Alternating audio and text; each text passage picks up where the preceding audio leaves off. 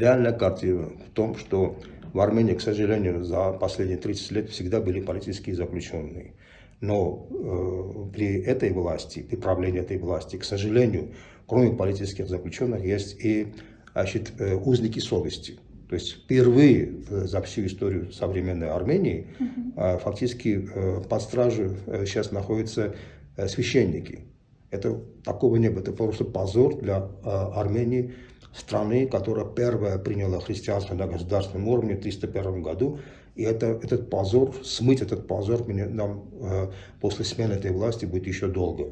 Знаете, практически все уже говорят о том, что, в принципе, власть проиграла эту борьбу, потому что, в отличие от Украины, в Армении всегда были очень сильные традиции церкви.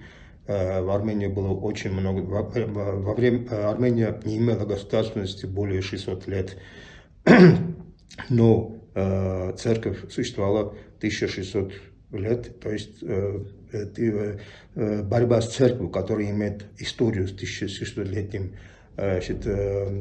правлением, то есть можно сказать, что никакая власть не может фактически выиграть такую борьбу, тем более Пашинян, рейтинг которого сегодня зашкаливает на очень низком уровне.